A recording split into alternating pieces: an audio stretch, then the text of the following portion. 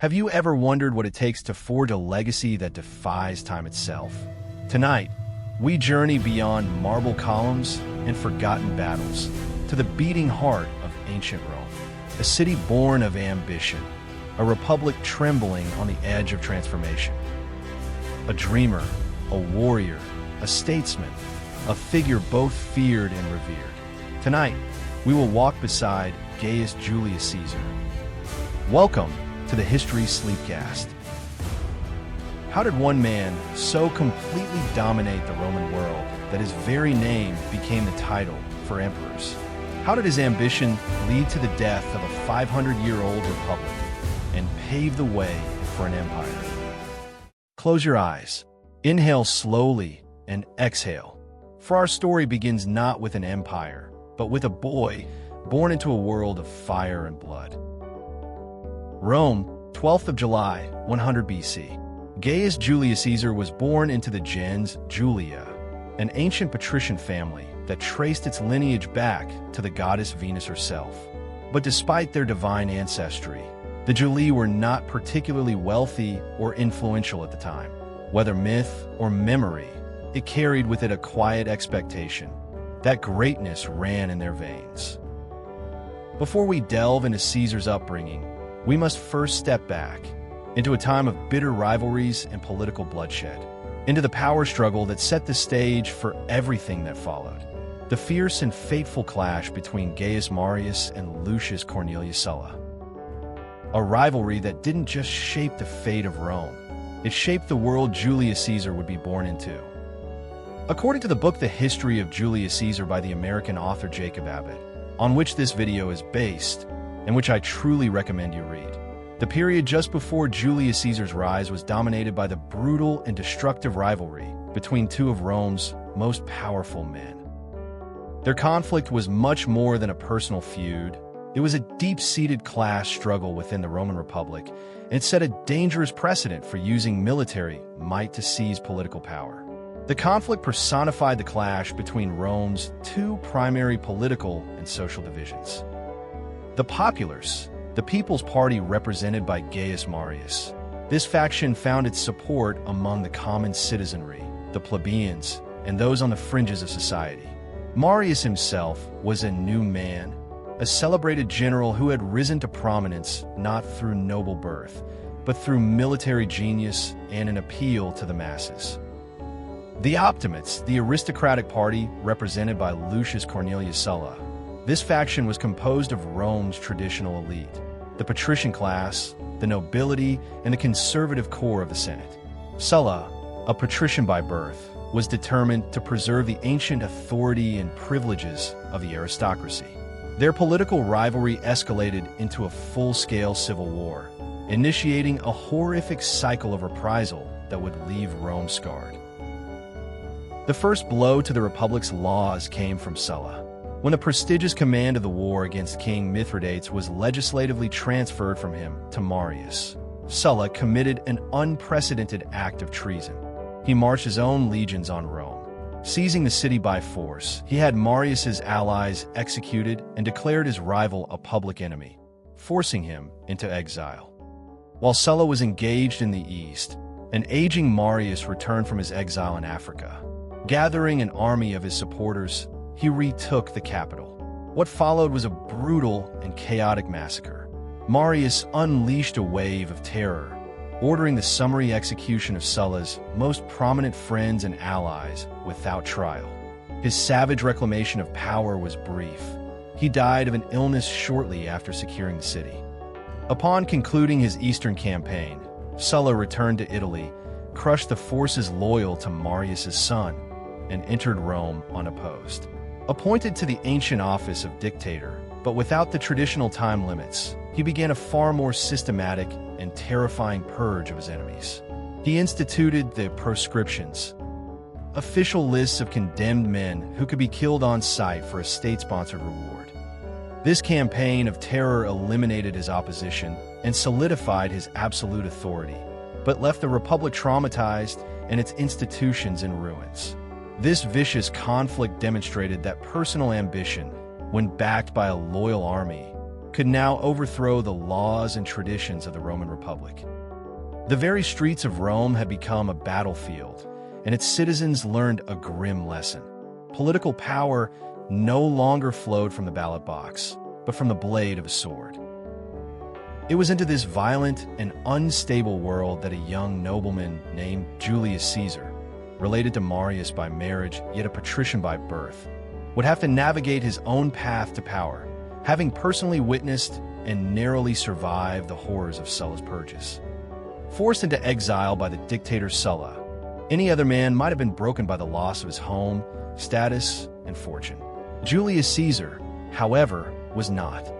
He met these early adversities with a remarkable buoyancy and a firm resolution to not merely endure his circumstances, but to overcome them. In his youth, Caesar was not the grave and pensive figure some might expect of a future statesman. On the contrary, he possessed a vibrant and outgoing personality. Tall, handsome, and with fascinating manners, he was drawn to the social life of Rome, where his rank and charisma allowed him to shine. To many observers, he seemed entirely consumed by the pursuit of pleasure and personal recognition. They believed that while his position offered a clear path to power, he lacked the ambition to walk it, seeing him as too dedicated to personal enjoyments to ever become a great commander or political leader. The dictator Sulla, however, saw something more. With keen insight, he perceived that beneath the veneer of a pleasure-loving youth lay the foundations of a formidable and aspiring spirit. After Caesar defied his order to divorce his wife, Caesar married Cornelia, the daughter of Lucius Cinna, a powerful ally of the populace faction opposed to Sulla. This marriage was more than personal, it was political. When Sulla declared himself dictator in 82 BC, he demanded that Caesar divorce Cornelia and abandon his ties. Caesar refused. He was no longer just a carefree nobleman. He was a declared enemy of Sulla's regime.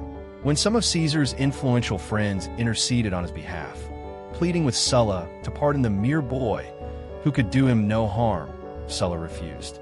He famously replied that he saw in that young man a threat more to be dreaded than that of many Mariuses. Sulla's assessment was based on a crucial observation. Caesar, for all his apparent frivolity, was a deeply serious student. He diligently pursued the intellectual training essential for any Roman who aspired to political power. He studied Greek, read the great historians, and attended lectures on philosophy and rhetoric. His primary ambition was to become a master of oratory.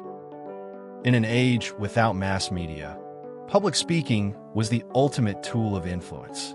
The Roman Forum, a magnificent square surrounded by splendid basilicas and porticos, was the heart of the Republic. It was not merely a marketplace, but the stage for justice, politics, and public life. Here, in front of vast and often turbulent crowds, orators swayed assemblies, shaped policy, and determined the fate of empires.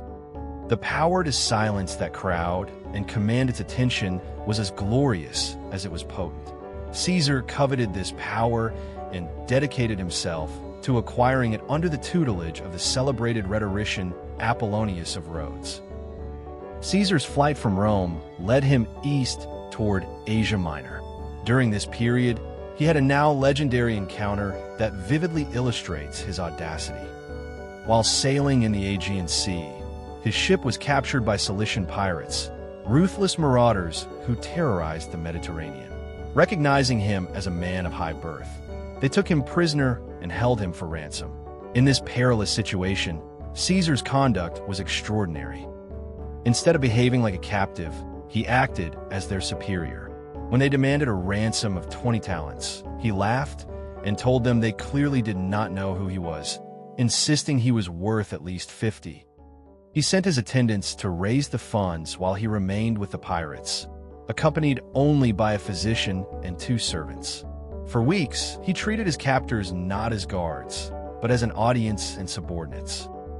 He wrote speeches and poems and read them aloud. If the pirates failed to appreciate his work, he mockingly called them illiterate barbarians. When they were noisy, he sent orders for them to be quiet. When they asked what he would do to them if he ever captured them, he calmly replied that he would have them all crucified. The pirates were amused. They shouldn't have been. Once the 50 talents arrived, the pirates honored their agreement and released him. Caesar immediately proceeded to the port of Miletus, raised a small fleet, and returned to the pirates' anchorage. He caught them completely by surprise, capturing their ships, recovering his ransom money, and taking the men prisoner. He then fulfilled his promise to the letter, executing them and having their bodies crucified along the coast. His exile was not wasted. He began his military service in Asia Minor, earning his first honors for courage at the siege of Mytilene. Then he traveled to Rhodes to study under the celebrated rhetorician Apollonius. Apollonius was a celebrated master of philosophy and rhetoric, and his school was one of the most distinguished in the ancient world. Caesar's return to his tutelage demonstrates a crucial aspect of his character. Even while in exile, his focus remained firmly fixed on his ultimate goal, achieving prominence and power in the Roman Forum. All these experiences taught him something valuable. In the provinces of Asia Minor, Caesar began his military service. He fought, he learned, he observed. At Mytilene, he earned his first honors in battle, not through inherited command, but through courage in action. In Rhodes, he studied under one of the greatest teachers of the age. There, he learned the quiet strength of words, the rhythms of persuasion, the power of presence. When Sulla finally died, Caesar returned to Rome. He was no longer just a boy who had survived a purge. He returned with clarity, courage, and a dangerous understanding. Power in Rome did not belong to those who waited. It belonged to those bold enough to take it. Imagine for a moment the bustling streets of ancient Rome, the forum echoing with fiery debates, the soft murmur of senators weaving intricate plots, and the steady rhythm of soldiers' boots across sun-warmed stone. It was here, in this vibrant and often ruthless arena of politics, that Caesar first sharpened his instincts. He studied people, he listened more than he spoke, and slowly, deliberately, he mastered the art of influence. His first major act was the public prosecution of Gnaeus Cornelius Dolabella, a former governor and a powerful ally of Sulla's party. While the politically charged court ultimately acquitted Dolabella, Caesar's bold oratory and courage in challenging the establishment won him immense acclaim and marked him as a rising leader of the popular faction. He solidified this position with two masterful acts of political theater. The first was at the funeral of his aunt Julia, the widow of Gaius Marius. In a stunningly bold move, Caesar displayed busts and images of the great Marius, symbols that had been outlawed since Sulla's victory. While patricians voiced their outrage, they were drowned out by the thunderous applause of the common people, who saw their old hero honored once more. Shortly thereafter, his own wife, Cornelia, died. Though it was unusual to give such a grand public eulogy for a young woman, Caesar seized the opportunity. In praising his wife, he also praised her father, Cinna, who had been Marius's great ally. With these acts, Caesar was not just mourning family. He was skillfully resurrecting the heroes of the popular cause and publicly declaring his allegiance, rapidly consolidating his role as the party's new champion. Caesar understood that in Rome, power was won through popular favor, and favor was won through spectacle.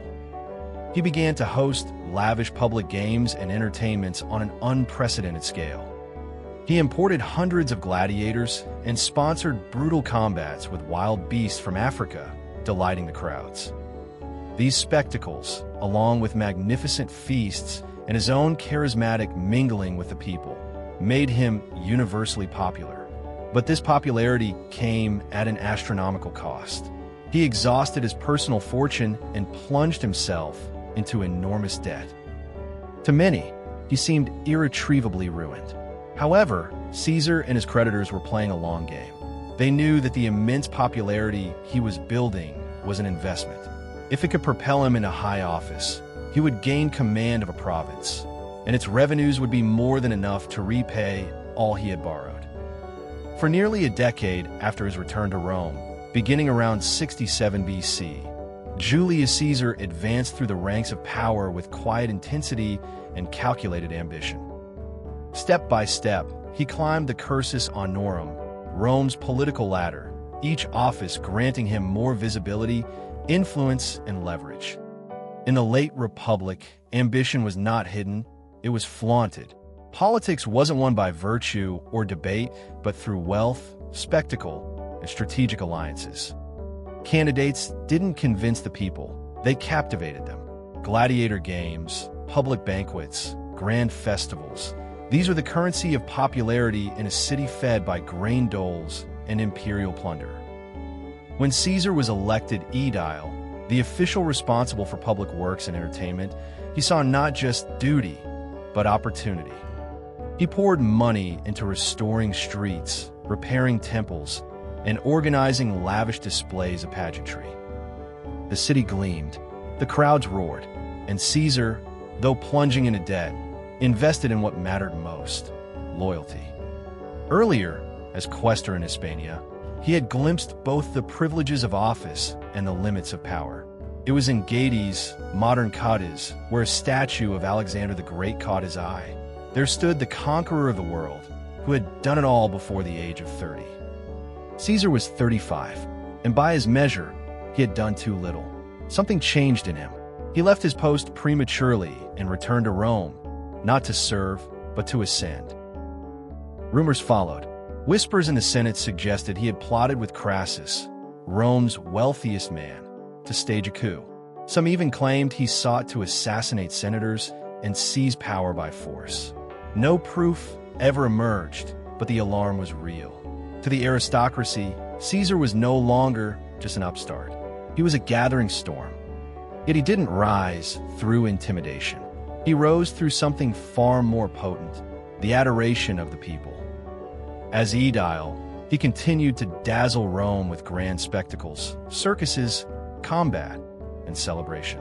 When the Senate, fearing he might raise a private army, passed a law limiting the number of gladiators in the city, Caesar obeyed. Publicly, but he made sure the people knew whom to blame for the reduced entertainment. Their frustration turned on the Senate, and Caesar's popularity only deepened. Then came a stunning move. In the quiet of night, Caesar restored the long-destroyed statues of his uncle by marriage, Gaius Marius, a champion of the popular cause and bitter enemy of Sulla.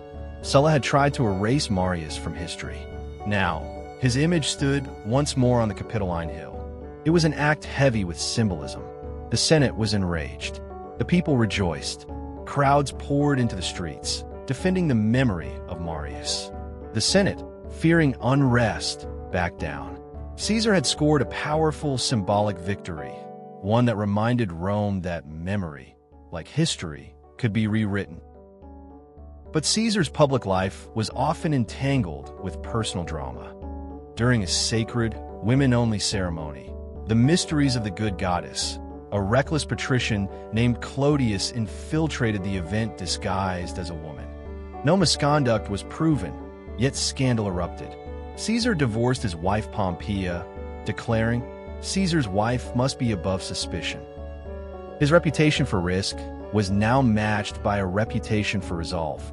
During the Catalan conspiracy, when the Senate debated executing the accused without trial, Caesar stood nearly alone in opposing it. He argued for imprisonment, citing Rome's legal principles and moral compass. Tensions flared. Swords were drawn. Caesar was nearly attacked in the Senate chamber. He emerged bloodied, not physically but politically. Still, he had stood firm, and the public took notice. Then came perhaps his boldest move yet. He ran for Pontifex Maximus, Rome's chief priest. It was a position of immense prestige, and Caesar, deeply in debt, wagered everything on victory. On the morning of the vote, he kissed his mother and said, "Today, I shall return as Pontifex, or not all." Well, he won. But the financial strain remained. To repay his debts, Caesar accepted the governorship of Hispania Ulterior. There, he led successful military campaigns, crushed rebellious tribes, seized spoils, and rebuilt his fortune. During one march, he reportedly passed a small mountain village and said, "I would rather be the first man here than the second man in Rome." When he returned to Rome, he came back as more than just a war hero. He came back ready to seize the consulship. To break the grip of the Senate elite, Caesar orchestrated a quiet but brilliant alliance. He united two bitter rivals, Crassus, the financier, and Pompey, the celebrated general. Together, they formed what history now calls the First Triumvirate. Each man brought strength. Crassus had wealth, Pompey had legions, and Caesar, vision, ambition, and unity. With their support, Caesar won the consulship. His enemies scrambled to block him, managing only to elect the rigid traditionalist Bibulus as co-consul, hoping he would serve as a counterbalance. It didn't work. From day one, Caesar outmaneuvered him. He bypassed Senate opposition and passed reforms to redistribute land and relieve debt, policies that endeared him even more to the common people. When Bibulus tried to obstruct proceedings, Caesar had him physically removed from the forum. Bibulus never returned to public life. He remained at home, claiming to consult omens to justify his absence. Officially, the Roman calendar named both consuls for the year, Caesar and Bibulus. But the people had another name for it, the year of Julius and Caesar. By the time Julius Caesar reached the consulship, he had climbed as high as any Roman citizen could. But for Caesar, it wasn't enough. There was only one way forward now: conquest. In 58 BCE, around the age of 42, Caesar secured command of 3 seasoned legions stationed near Rome's northern frontier. With his eyes set on Gaul, he embarked on an 8-year campaign that would redefine not just his own legacy, but the very shape of the Roman world. Gaul, as Caesar called it, spanned a vast region: modern-day France, Belgium, parts of Switzerland, the Rhine frontier of Germany, and even the misty island of Britain. Some areas, like the Roman province of Gallia Narbonensis, were already under Roman sway. Others were fiercely independent, lands of forests, vineyards, tribal alliances, and fortified hilltop settlements. Caesar moved with speed and calculation. He used both diplomacy and destruction, allying with some tribes to crush others. His 10th Legion quickly earned his trust and became his most loyal force, praised for its discipline and valor in the field. Battles raged through mountain passes, across wide rivers, into dense forests, and eventually over the sea itself.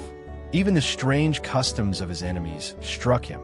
He described Gallic cavalry units with 2 men per horse, one to steer, the other to fight, if retreat was necessary. The second rider would leap off, run alongside the galloping animal, then vault back on, a scene Caesar recounted with both awe and dread. Year after year, his victories mounted. Rebellions were extinguished, tribal leaders captured or slain. Spoils, tribute, and slaves flowed back to Rome, along with something even more potent: glory. But Caesar didn't just conquer, he narrated. In his Commentariae de Bello Gallico, written in spare, third-person Latin, he portrayed his campaigns as models of strategy, courage, and discipline. More than military dispatches, they were crafted to cement his legacy, propaganda, in the form of plain prose. Behind the words stood a man who didn't crave fame for its own sake. He sought unmatched power. Each time he crossed the Rhine, each landing in Britain, each siege, each negotiation, each betrayal, moved him from politician to myth. By 50 BCE, Gaul was more than a Roman province. It was Caesar's kingdom in all but name. His soldiers owed loyalty to him, not the Senate. And back in Rome, that loyalty cast a long shadow. Before he could claim dominion over all Gaul, Caesar faced a powerful obstacle: Ariovistus, a Germanic king who had crossed the Rhine and carved out a domain in eastern Gaul. Though once recognized as a friend of Rome, the king had expanded by force, subjugating Gallic tribes, including Rome's allies, the Aedui. When Caesar arrived, the Aedui appealed to him for help. Whether their plea was genuine or carefully staged, it gave Caesar the perfect justification to act. He issued a warning. Ariovistus must release his hostages and cease his advance. The king responded with contempt and threats. The message was clear: back down or face destruction. Caesar chose war. As rumors of Germanic ferocity spread through the Roman ranks, panic took root. Officers despaired. Soldiers whispered of retreat. A full-scale mutiny loomed. Caesar responded not with punishment, but with purpose. He gathered his men and addressed them with unshakable confidence. If none would follow him, he declared, he would march with the 10th Legion alone. The effect was electrifying. Doubt gave way to determination. The army steeled itself for battle. Ariovistus, perhaps sensing Caesar's resolve, offered a meeting. The two men met atop a hill between their armies, each flanked by mounted guards. The exchange was tense, unproductive. The king later asked for another audience. This time, Caesar declined, sending an envoy instead. Ariovistus seized the envoy and imprisoned him. With diplomacy at an end, Caesar prepared for war. What followed was a masterclass in Roman maneuver and discipline. Over several days, Caesar positioned his forces with care, waiting for the perfect moment. When the battle erupted, his legions crushed the Germanic forces. Ariovistus' army broke and fled toward the Rhine. Hundreds drowned or cut down. The king himself escaped only by raft, wounded and humiliated. Caesar's captured envoy was found alive, narrowly spared from being burned at the stake. The victory was total and transformational. Gallic tribes that had hesitated now flocked to Caesar for protection. His authority surged. The myth of German invincibility shattered. Caesar stood alone as the master of the battlefield, his political and military machine gaining unstoppable momentum. From that point on, resistance in Gaul became a question not of if, but of how long they could hold out. By conquering Gaul, Caesar had done more than expand the Republic's borders. He had turned himself into a figure larger than the Republic itself. After a long and treacherous campaign through Gaul, Julius Caesar turned his attention across the sea to a land shrouded in mystery and legend, Britain. Determined to extend Roman influence even further, he ordered a fleet to sail across the English Channel. After navigating approximately 8 miles along the unfamiliar coastline, the Romans identified a stretch of shore that appeared more level and accessible than the rest, an opening amidst the cliffs. It was here that Caesar made his move. Drawing his vessels in as close to the beach as tides and surf would allow, he gave the command for his troops to disembark. Roman soldiers, weighed down by armor and arms, plunged into the cold surf, struggling toward land. The Britons, fierce and unrelenting, awaited them on the shore. A brutal confrontation erupted in the shallow waters. Waves turned red as the Romans fought through waist-high surf, battling both the current and the defenders. Meanwhile, Roman galleys maneuvered close to the beach, raining javelins, arrows, and slingshot fire onto the British ranks from their decks. It was a scene of chaos, men slipping in the tide, shield clashing against sword, all while the wind howled and the sea surged. But through grit and relentless discipline, the Romans pushed forward. Eventually, the Britons were forced to retreat inland, and Caesar's forces secured a beachhead in Britain. Though the British expedition yielded little in material gain, it significantly elevated Caesar's stature in Rome. The people, already captivated by tales of his conquests in Gaul, were thrilled by this daring foray into the unknown. The invasion of such a distant and untamed land added new luster to Caesar's legend. Back in Rome, Caesar's name was spoken with reverence, awe, and among some, deepening fear. Although his ventures in Britain were marked by fierce resistance and narrow escapes, it was the spectacle of them, the audacity, that thrilled the Roman populace. Throughout his Gallic campaigns, Caesar had kept Italy enchanted with regular dispatches, carefully crafted narratives that told of heroic battles and Roman valor. The British adventure, remote and mythic, only intensified the public's admiration. He became a living legend. Militarily, Caesar's campaigns were astounding in scale and consequence. According to the ancient historian Plutarch, Caesar's forces captured 800 cities, subdued 300 distinct nations or tribes, fought pitched battles with over 3 million men, took 1 million prisoners, slaughtered another million in combat. These staggering numbers point to the vastness of Caesar's ambition and the devastating impact of Rome's expansionist machinery. For 8 years, Caesar wielded war like a sculptor uses a chisel, reshaping Europe in the image of Roman might. Yet the human cost was unfathomable, a tide of blood and broken lives, sacrificed at the altar of conquest. In the eyes of the Roman people, however, it was glory. For Caesar, it was the next step on his inexorable path to absolute power. But Caesar was not the only titan of his age. To understand the storm that was coming, we must turn our eyes to another, equally brilliant, equally ambitious. A man who would one day become Caesar's greatest rival and his final test. His name was Cnaeus Pompeius, but the world would know him as Pompey the Great. A few years older than Caesar, Pompey was born into the rhythms of war, the son of a general. But where his father was despised, Pompey was adored. He was handsome, with a dark, discerning gaze and a quiet charm that disarmed even his enemies. Like Caesar, he was shaped by the chaos of the civil wars between Marius and Sulla. But Pompey's family had chosen Sulla. As a young man, he narrowly escaped assassination when a traitorous comrade, bribed to kill him, stabbed a decoy bed while Pompey listened from the shadows. He rose quickly through the ranks, his military brilliance matched only by his uncanny ability to inspire loyalty. After a victorious campaign in Africa, his troops, so devoted to him, nearly mutinied at the order to disband. When Sulla heard of it, he did not punish the young general. He praised him. He rode out to meet Pompey in person and, before the legions, bestowed upon him a title that would follow him forever, Magnus the Great. Pompey's ambition grew as fast as his fame. He demanded a triumph, Rome's highest military honor, though he was far too young and held no official rank. When Sulla refused, Pompey was heard to murmur to friends, "More worship the rising sun than the setting." Sulla, amused rather than offended, granted the triumph.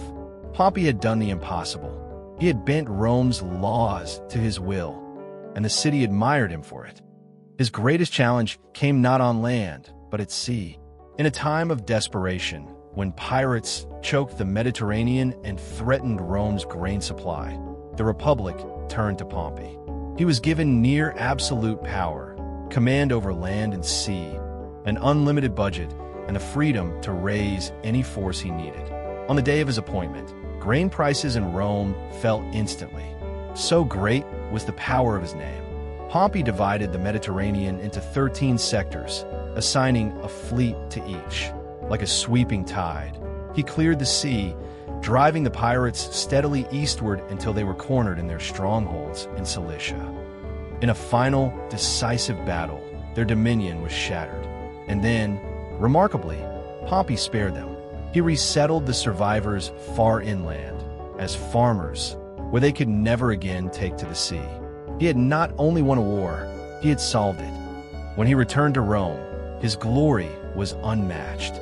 Power, money, and strategy united in a fragile balance.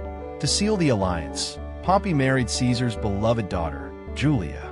For a time, it seemed the world might be shared by these giants. But the bonds of ambition are brittle things. First, Crassus fell, killed in a disastrous campaign in the east. Then tragedy. Julia died in childbirth. The human thread between Caesar and Pompey snapped. Now, they were not allies, but two rival stars in the same sky. From Gaul, Caesar watched as Pompey moved closer to the Senate aristocracy. Together, they issued a command. Caesar must disband his army and return to Rome a private citizen, defenseless. But Caesar offered a compromise. He would disarm if Pompey did the same. Pompey refused. Confident, boastful, he told the Senate he could raise an army in Italy just by stamping his foot. But he had gravely misjudged the man across the Alps. And so, on a cold January night in 49 BC, Julius Caesar stood on the banks of the Rubicon, the sacred boundary no general was permitted to cross with an army. He paused, knowing what it meant. Then he whispered words that would echo through time. Alia yektai, the die is cast. He crossed. The world shifted. In Rome, chaos reigned. Pompey's confidence crumbled. The legions he believed would rise to him did not. Caesar, swift and merciful, advanced unopposed, offering pardons, winning hearts. Pompey, the hero of the East, the vanquisher of pirates, abandoned the capital. He fled across Italy, then the Adriatic, escaping to Greece with what forces he could gather. He had surrendered Italy without a fight, but the reckoning was only delayed. The civil war had begun. Two of Rome's greatest sons now stood on opposite shores, destined to clash not for glory or riches, but for the soul of the Republic itself. The final reckoning had come. On opposite shores of the Adriatic Sea, two visions of Rome stood poised for war. The world held its breath, suspended between fear and fascination. To the east, in the lands of Macedon and Greece, Pompey the Great marshaled an immense force, legions, cavalry, fleets, an empire's worth of strength drawn together under one banner. To the west, in the port city of Brundusium, Caesar waited. Winter gnawed at the coast. Storms churned the sea into steel-gray chaos. Pompey had emptied the waters of ships, trapping Caesar behind the waves. But Caesar would not be denied. With desperate resolve, he scraped together enough vessels to carry a fragment of his army across. They carried no baggage, bore no supplies, only the weight of courage and the fire of faith. He stood before his soldiers beneath a frozen sky. "We do not need food," he told them. "Victory will feed us." They crossed the sea through howling winds and black water. On the opposite shore, they landed not where Pompey expected. It was bold, it was dangerous, and it was only half of Caesar's force. The rest remained trapped behind. The returned fleet was burned. The sea had split Caesar's army in two. For months, the campaign dragged through mud and misery. Hunger gnawed at Caesar's men. They dug roots from frozen soil and ground them into bitter paste. They sent him word. They would eat bark from trees before they abandoned him. In the dead of night, Caesar disguised himself and attempted the crossing alone. The waves turned him back, but the tale of his attempt lit a fire among his men in Italy. Shamed by their general's bravery, they crossed the sea at last. The eagle's wings were whole again. Both armies now marched inland, through valleys and hills, until they reached the broad, open fields of Thessaly. Pompey had the numbers, twice Caesar's strength. His camp swelled with confidence. His tent, an embroidered pavilion fit for kings, was filled with flowers, food, and expectation. His officers bickered over the spoils of victory they believed inevitable. And yet, as the sun rose, it was Caesar who struck. Trumpets blared, steel flashed. His legions surged forward like a thunderstorm given form. Pompey's forces held their ground, calm and assured. But Caesar had seen a weakness, his rival's cavalry. With precision and fury, Caesar launched a hidden reserve against their flank. The horsemen broke. The rear collapsed. The formation buckled. Panic turned into flight. The ground ran red. Screams rose like smoke. Caesar's veterans, battle-hardened and unrelenting, cut through fleeing soldiers, driven by discipline and something darker. Pompey watched the end from a distance. As his lines disintegrated, he turned his horse and rode for his camp. No defense, no command, just silence. He entered his tent, once the stage of imagined triumph, and collapsed into despair. He stirred only when fleeing soldiers burst into his private sanctuary. "What? Even here?" he murmured, as though speaking to ghosts. Their final hope was Egypt. The young pharaoh, Ptolemy XIII, owed his throne to Pompey. But loyalty is a fragile currency in times of conquest. As Pompey's ship approached the coast, Ptolemy's advisors convened. To welcome Pompey was to risk Caesar's wrath. To turn him away was to gamble with fate. One advisor offered a solution that chilled the room. Kill him. Dead dogs do not bite. A small boat was dispatched. No honor guard. Cornelia watched from the deck, dread in her heart. She begged him not to go. He kissed her hand, stepped into the boat, and began to read aloud the speech he had prepared. One of the rowers was a Roman, once under his command. "I think I remember you," Pompey said gently. The man said nothing. When they reached the shore, as his servant Philip rose to steady him, Pompey was struck from behind. Blades flashed. Cornelia screamed. He made no cry. He simply drew his mantle over his face and fell. His killers severed his head as a gift for Caesar.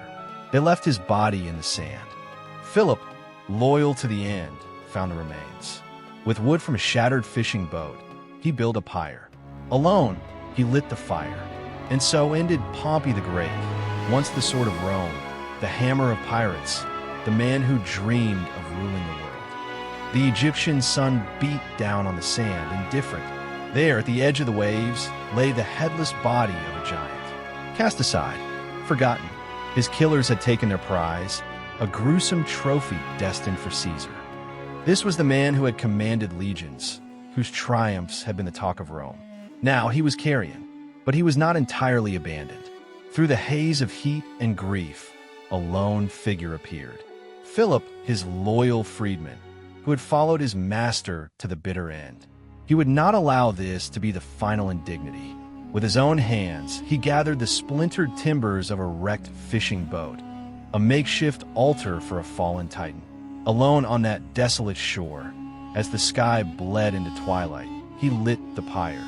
The flames rose, a final, defiant salute to Pompey the Great. The sword of the Republic, the conqueror of pirates, the man who once held the world in his grasp. His ashes were gathered gently, a handful of dust to be sent back to his wife, Cornelia. All that was left of Rome's most formidable son was an echo of a name, fading on the wind. Caesar surveyed the field of Pharsalia, not with triumph, but with a deep and quiet sorrow. The ground was covered with the bodies of Roman soldiers, men who had once been his countrymen, his allies, his friends. After gazing upon the scene in silence, he murmured, "They would have it so." A simple phrase that at once captured the tragedy of the day and absolved him of his role in it. This was not the end he had wanted. In the aftermath, he treated the vast number of prisoners with a surprising clemency, driven partly by a natural nobility and partly by a shrewd policy to win the loyalty of his former enemies. He then sent the bulk of his army back to Italy, and with a small, swift force of cavalry, he began a relentless pursuit of his fugitive foe. He crossed the Hellespont into Asia Minor, his arrival so sudden that it stopped the authorities at the great temple of Diana from loaning its vast treasures to Pompey's cause. He moved like a phantom, his destination guided by whispers and rumors of Pompey's flight. Learning his rival had sailed for Egypt, Caesar did not wait to assemble a grand force. At Rhodes, he gathered a small fleet of 10 galleys, and with characteristic speed and daring, he set sail for Alexandria, the capital of Egypt. He arrived as a Roman consul in an allied kingdom, but the air was thick with tension. The royal garrison took offense at the authority he projected, the lictors who preceded him carrying the fasces, the Roman symbol of power, seemed an affront to their own king's sovereignty. It was here, in Alexandria, that the pursuit came to its shocking end. A messenger from the Egyptian court arrived, presenting Caesar with a gift they thought would please him: the severed head of Pompey the Great. Caesar turned away in horror. This was not the face of a rival, but the face of a former friend, a colleague, a son-in-law. This was a man he had respected, even as he fought him. He wept, not for his victory, but for Pompey's tragic and treacherous end. He took Pompey's signet ring, sent as further proof of the deed, and would cherish the melancholy relic for the rest of his life. Among the ruins of Alexandria stands a magnificent column, known for centuries as Pompey's Pillar. Tradition holds that Caesar himself erected it, a silent, solemn monument to the great man he had destroyed. With Pompey dead, Caesar found himself the supreme authority in Egypt. He decided to use that authority to settle the kingdom's own civil war. The young king, Ptolemy, was locked in a bitter dispute with his older sister for the throne. Her name was Cleopatra. Caesar summoned them both to his quarters to adjudicate their claims. Ptolemy resisted, but Cleopatra, ambitious and daring, was determined to reach the Roman consul. Finding all approaches to Caesar's palace blocked by her brother's guards, she resorted to a now legendary stratagem. She had herself rolled up in a bale of carpeting, and a servant carried the bundle on his back, smuggling her past the sentries and into Caesar's private chambers. Caesar was captivated, not just by her audacity, but by her beauty, her intelligence, and her charm.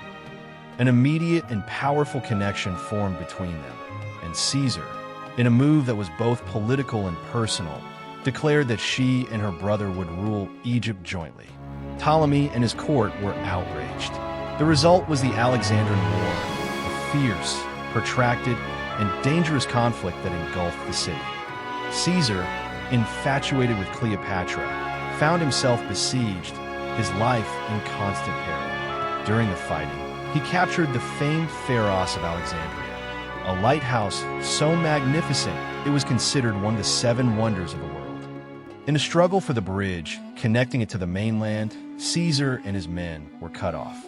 They crowded into a small boat to escape, but it was so overloaded it began to sink. To save himself from being dragged down by panicked men, Caesar leaped into the sea, holding precious papers above the water with one hand.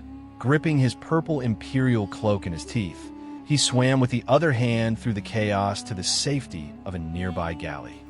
But this war would be remembered for a far greater tragedy. In the fighting near the harbor, fire spread from burning Egyptian ships to the buildings on the shore. Among them was the Great Library of Alexandria.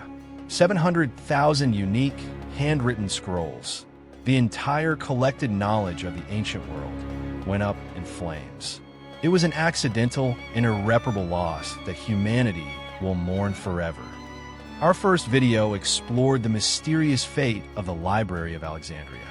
If you haven't seen it yet and want to dive deeper into one of history's greatest lost treasures, feel free to watch it later. In the end, Caesar, as always, was victorious. The young King Ptolemy was defeated and drowned in the Nile. Caesar placed Cleopatra firmly on the throne of Egypt, and after lingering for a time by her side, he finally set out for Rome. But the world was not yet his. While Caesar was entangled in Egypt, 3 new armies had risen against him, in Asia Minor, in Africa, and in Spain. He would now demonstrate the astonishing celerity that defined his military genius. He went first to Asia Minor. His attack was so sudden, so swift, that the enemy was defeated almost before they knew he had arrived. It was this victory that prompted his most famous dispatch, a message of just 3 words sent back to Rome to be carried on a banner in his triumph. Veni, vidi, vici. I came, I saw, I conquered. Before he could continue, however, he faced a new crisis, a mutiny in his own army. His celebrated 10th Legion, feeling they had not been properly rewarded, led the revolt. They marched on Rome, demanding their discharge, believing Caesar could not possibly wage his new wars without them. It was a dangerous gamble on their part. Caesar met them in the Campus Martius in Rome. With a calm, almost disappointed tone, he called them Quirites, citizens, not soldiers, and readily granted their request. He would discharge them, he said, and give them all they were owed. But he also expressed his deep regret that his favorite legion had stooped to such dishonor. The effect was instantaneous. Shamed and humbled, the soldiers begged to be taken back. Caesar, after a dramatic hesitation, finally relented, but the 10th Legion, he declared, had lost his trust forever. It would never again be formally organized. With his authority restored, he crossed to Africa in the dead of winter to face the forces led by the stern Republican Cato. After a difficult campaign, Caesar was again victorious. Cato retreated to the city of Utica, unwilling to endure the humiliation of surrender to a man he considered a tyrant. Cato took his own life, a final, defiant act of resistance. From Africa, Caesar crossed to Spain, where Pompey's two sons had raised the final army against him. He defeated them in a brutal and final battle.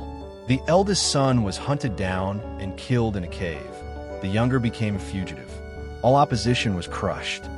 Caesar returned to Rome, the undisputed master of the Roman world. Then came the triumphs. 4 great celebrations, one for each of his campaigns: Egypt, Asia Minor, Africa, and Spain. For days, Rome was a sea of spectacle. The processions were filled with trophies, captured banners, and great paintings of his battles. A young sister of Cleopatra was marched in the Egyptian line. The banner with Veni, Vidi, Vici was held high. On one of the days, Caesar's magnificent triumphal car broke down. As night fell, he turned the mishap into a moment of genius. He had 40 elephants from the train equipped with blazing torches, and the procession continued its march to the capital, lit by the strange and wonderful sight of these great beasts waving flambeaux in their trunks. He gave extravagant entertainments to the people: gladiatorial combats, chariot races, and even a mock naval battle on an immense artificial lake, where thousands of captives fought to the death for the amusement of crowds. The Senate, now eager to honor him, showered him with titles. He was made consul for 10 years, then perpetual dictator. They named him father of his country. They renamed the month of his birth Julius, which we still call July. And they gave him the ultimate military title, expressing supreme command over all armies: Imperator. He was now, in everything but name, a king. His mind turned from conquest to creation. He planned vast public works to glorify Rome: a new forum, great libraries, an aqueduct, a new harbor at the mouth of the Tiber. He reformed the Roman calendar, creating the Julian calendar, a system so accurate it would be used for over 16 centuries. His head was filled with the grandest of schemes, and he now held all the power necessary to bring them to life. The conqueror, it seemed, was ready to become a builder, the master of a new Roman age. Caesar stood at the peak of his glory, but as the sun reaches its highest point, it casts the longest shadow. In Rome, that shadow fell over the hearts of senators and statesmen who had once called him friend, ally, or benefactor. Now, they watched as he gathered power into his hands, not gradually but boldly. His victories had made him beloved by the masses, but feared by the guardians of the old republic. The Romans had expelled their last king centuries ago. The very idea of monarchy was abhorrent. Yet they began to see signs, small at first, of a creeping ambition. He placed his statue beside those of the ancient kings. A golden throne was prepared for him in the Senate. And when the full body of senators once approached to honor him, Caesar did not rise to meet them. Some claimed he was held down by attendants.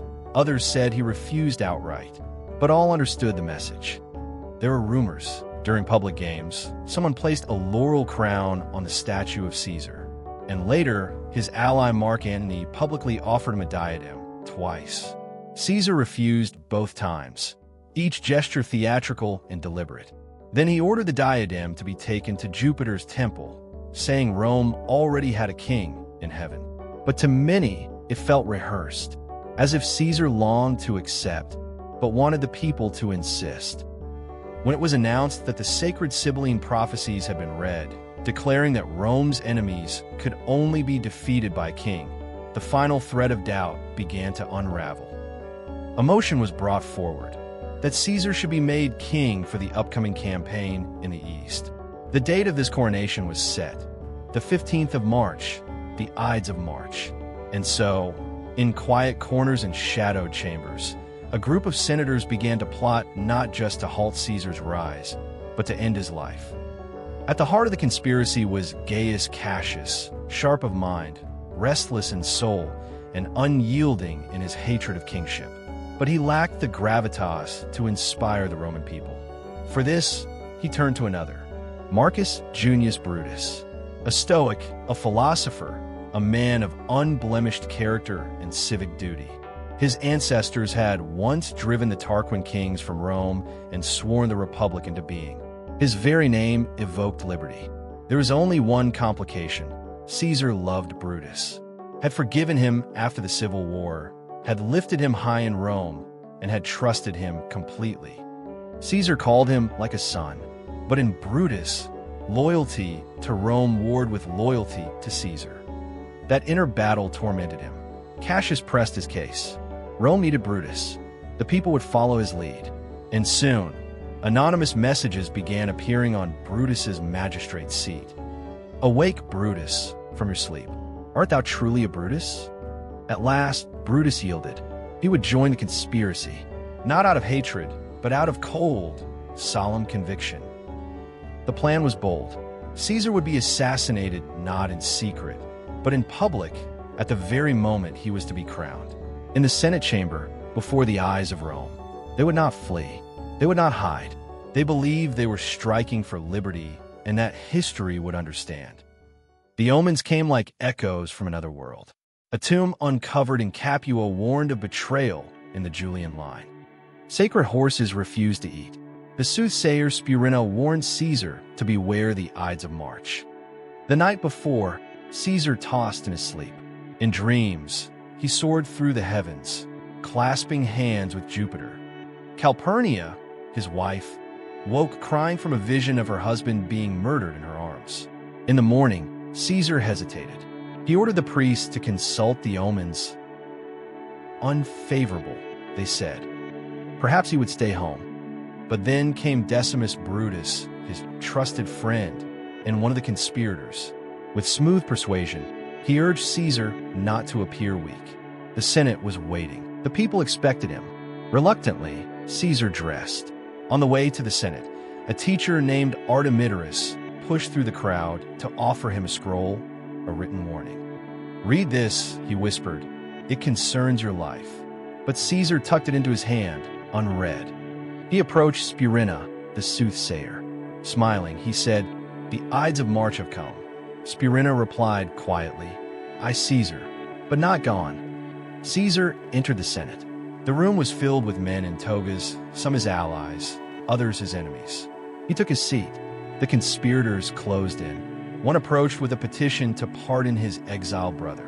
Caesar refused. Another pulled his toga from his shoulders, baring his neck. Caesar rose in confusion. "This is violence," he cried. Casca struck the first blow. Then all followed, blades from every direction. He fought back with a stylus, his only weapon, piercing the arm of one attacker. Then he saw Brutus, the man he had loved, the man he had trusted. Caesar's body relaxed. His arms fell to his sides. "Et tu, Brute? You too, Brutus?" he murmured. Then he pulled his toga over his face and fell at the base of Pompey's statue, his blood pooling beneath the stone likeness of the man he had once defeated. And so, it was done. Within the Senate House, silence gave way to chaos. The conspirators, their hands still warm with Caesar's blood, stood for a moment in eerie stillness until the spell broke. Senators fled in every direction, their robes gathered in their arms, their sandals slapping the marble floor as they rushed to safety. In the streets, the news traveled like a chill wind. Doors slammed, shops were shuttered. Rome braced itself for what might follow. Even Caesar's closest allies, Mark Antony, Lepidus, hid themselves, unsure how deep the betrayal ran. But the conspirators walked proudly through the forum, their blades raised high. Brutus marched at their head, solemn and unafraid, his dagger glinting red in the morning light. Above them, a spear bore the pileus, a cap of liberty, once worn by freed slaves. They offered it now as a symbol of a freed republic. But the people were silent. They watched with uncertain eyes, unmoved by spectacle. For they had loved Caesar, and though the senators called it liberty, many saw only a murder in broad daylight. Back in the empty Senate, Caesar's body lay alone on the cold stone. At last, 3 loyal slaves returned, trembling. They counted 23 wounds, but found that only one had been fatal. The others, tentative, uncertain, perhaps even reluctant. They lifted their master onto a litter, with no fourth man to help them, one corner dragged on the ground. And in that humble procession, they brought the great Julius Caesar home to Calpurnia. The next morning, Brutus and Cassius addressed the Roman people. They spoke of honor, of the Republic, of Caesar's ambitions. They said they had saved the city from a tyrant. But the forum was quiet. The people did not cheer.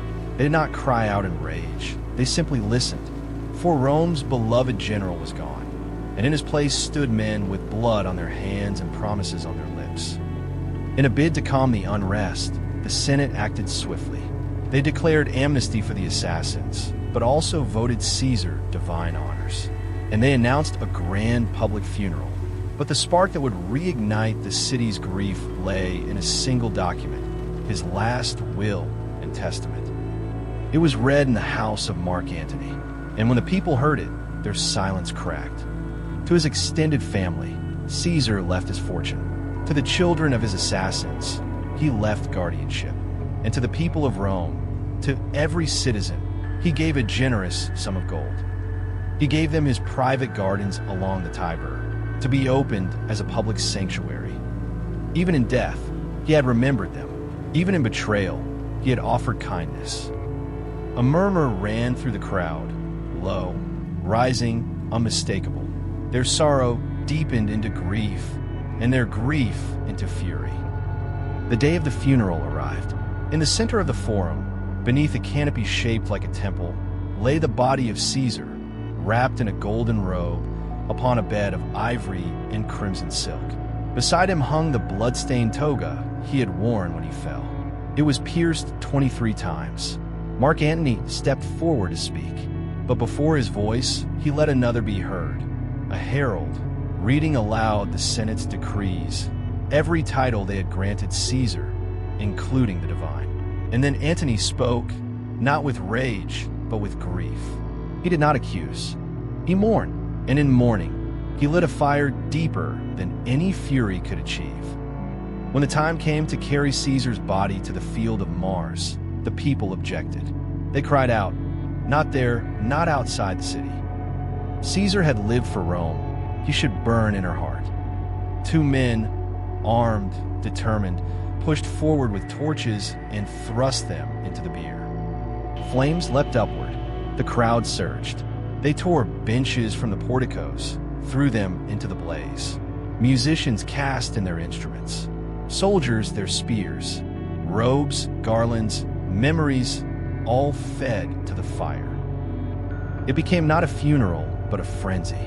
People lit their own torches from the flames and marched through the streets, calling for vengeance. They surrounded the homes of Brutus and Cassius, who barely escaped. In their rage, they found a man named Cinna, not the conspirator, but another man who bore the same name. They tore him apart, tore off his head, and raised it on a pike. Only later would they learn the truth. It had been the wrong Cinna. In the forum, where the fire had burned, the people later placed a column of stone. On it, they inscribed a single line, "To the father of his country." At its peak, they placed the image of a star. And soon after, as the games were held in his memory, a blazing comet streaked across the sky for 7 nights. To the Roman people, it was no ordinary star. It was Caesar's soul, ascending, eternal, welcomed at last among the gods. And thus, the man who had crossed the Rubicon, conquered Gaul, defied the Senate, and held all of Rome in his grasp, was gone, but not forgotten, not ever. The story of Gaius Julius Caesar comes to an end, not in quiet old age, but in a storm of blood on the floor of the Senate. His assassins believed they were saving the Republic. Instead, they ensured its destruction. His death ignited the final civil war that consumed the 500-year-old Republic, paving the way for his heir to forge the Roman Empire from its ashes. The age of emperors had begun. Caesar's legacy, however, proved more durable than his own life, and it is still woven into the fabric of our world. We speak his name when we say July. The titles Caesar and Czar are but echoes of his own. His military tactics are still taught, his legends still told. He is a man who, in many ways, has never truly left us. He remains a paradox, a reformer and a tyrant, a hero to the people and a villain to the elite. His life poses a timeless question about power, ambition, and the fragile nature of liberty. Caesar's body was burned to ash in the Roman Forum, but his influence proved to be eternal. He remains what he always sought to be, a figure more myth than man, forever etched into the heart of history. As the echoes of ancient Rome fade into silence, may your own journey into rest be free from the turmoil of ambition and war.